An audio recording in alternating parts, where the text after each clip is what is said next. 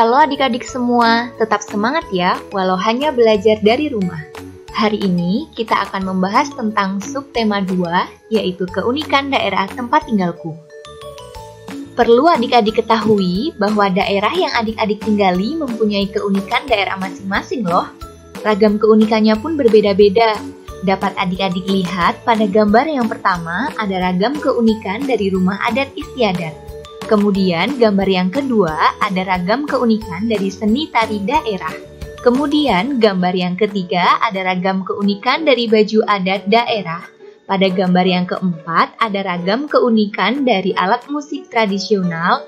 Dan gambar yang kelima ada ragam keunikan dari lagu daerah. Nah, sebelumnya adik-adik tahu tidak apa sih arti keunikan itu? Nah, adik-adik, keunikan adalah sesuatu yang dimiliki oleh daerah tertentu yang tidak dimiliki oleh daerah lain.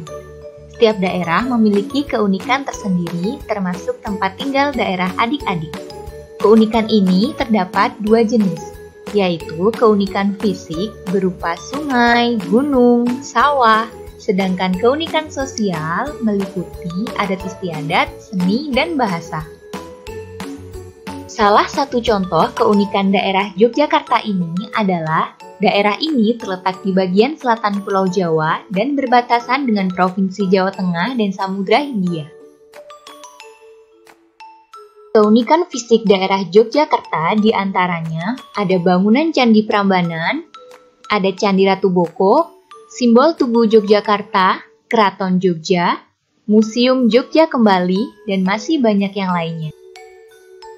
Sedangkan keunikan sosial budaya Yogyakarta diantaranya upacara grebeg mulut, kain batik khas Yogyakarta, wayang kulit, hingga seni tari khas Yogyakarta. Di daerah tempat tinggal adik-adik pasti memiliki berbagai cerita daerah yang beragam. Ada dari daerah Bali, Papua, Sumatera, hingga Jawa. Cerita-cerita rakyat ini bersumber dari hayalan atau imajinasi penulis.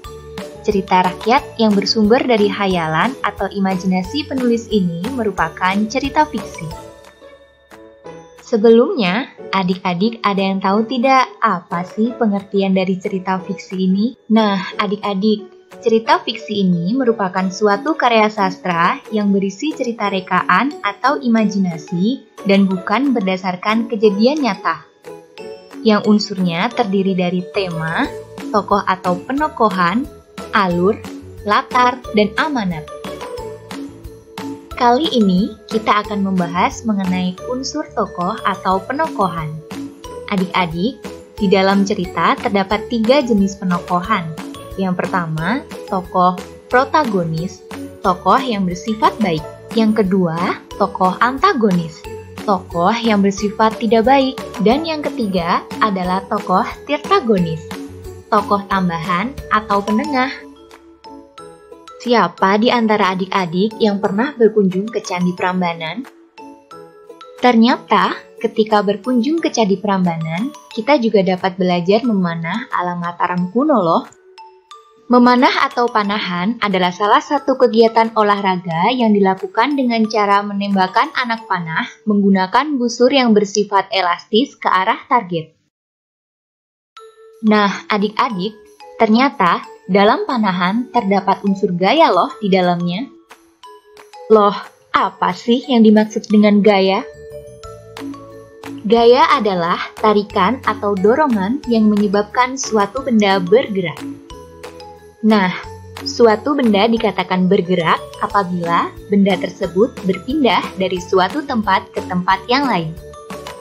Ketika melakukan kegiatan memanah, timbullah gaya yang disebut gaya pegas, sebab adanya busur yang dilesatkan dari anak panah yang elastis. Gaya pegas merupakan salah satu jenis gaya sentuh yang dihasilkan oleh pegas atau benda elastis lainnya. Nah, di materi tadi, kita sudah belajar bahwa gaya menyebabkan perpindahan yang disebut dengan gerak. Benda tidak akan bergerak tanpa adanya gaya. Salah satu ragam gerak dapat diwujudkan dengan suatu kegiatan yang disebut dengan tari. Gerak merupakan unsur utama dalam tari. Gerak tari adalah serangkaian gerakan indah dari anggota tubuh yang dapat dinikmati oleh orang lain. Sebagai contoh, pada tari Bali, ciri khasnya adalah gerakannya umumnya dilakukan secara lincah, energik, dinamis, dan cepat. Tidak hanya kepala, tangan, dan kaki yang digerakkan, tetapi mata juga ikut digerakkan. Sedangkan pada daerah Sumatera, cirinya adalah gerakan tari pada umumnya dilakukan secara lincah dan gesit. Gerakan tari lebih menekankan pada gerakan-gerakan kaki. Gerakan lengan, tangan, jari, leher, dan kepala tidak beragam dan tidak rumit. Nah, macam-macam tarian yang ada di berbagai daerah antara lain tari merak dari Jawa Barat, tari serimpi dari Jawa Tengah, tari remo dari Jawa Timur, tari kipas serumpun dari Sumatera Selatan, tari gong dari Kalimantan, dan tari yospan dari Papua. Setelah mengetahui berbagai tarian daerah, ternyata tarian dibagi menjadi dua jenis loh, yaitu tari tradisional dan tari kreasi baru. Kira-kira adik-adik tahu tidak ya perbedaan dari tari tradisional dan tari kreasi baru? Tari tradisional merupakan tarian yang mengalami perjalanan sejarah yang cukup lama. Contoh dari tari tradisional yaitu tari serimpi Sangopati dan tari gambyong dari Jawa Tengah. Sedangkan tari kreasi baru merupakan suatu karya tari garapan baru yang dikembangkan sesuai dengan perkembangan zaman dan diberikan sentuhan Indonesia baru. Contoh dari tari kreasi baru yaitu tari Manuk Rawa, tari Garuda Wisnu, tari Belibis dari Bali. Biasanya, tarian dilakukan dengan iringan musik atau lagu daerah masing-masing. Tetapi, tari dari Aceh yaitu tari Sedati tidak menggunakan iringan berupa alat musik. Iringan tari Sedati hanya berupa nyanyian yang dilantunkan oleh dua orang.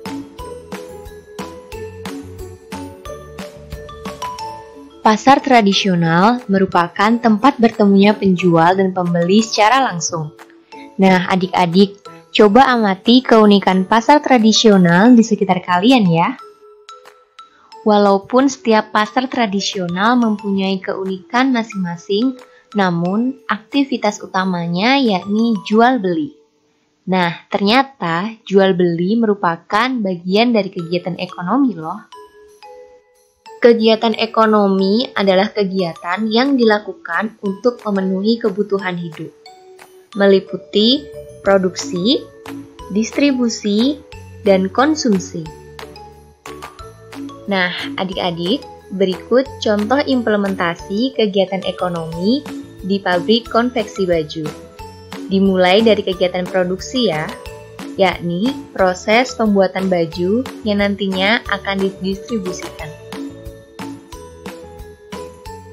Selanjutnya yakni kegiatan distribusi, yaitu menyalurkan barang hasil produksi ke toko atau konsumen.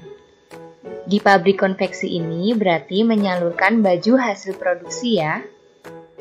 Selanjutnya adalah kegiatan konsumsi, yakni memanfaatkan barang hasil produksi atau adanya pembelian atau penggunaan produk ya adik-adik.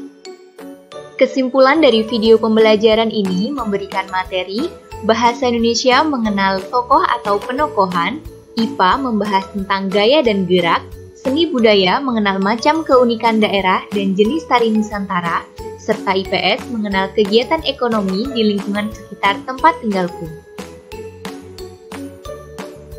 Videonya bagus, gambarnya lucu. Video pembelajarannya sangat membantu dalam proses belajar selama daring. Videonya bagus, menarik, dan edukatif.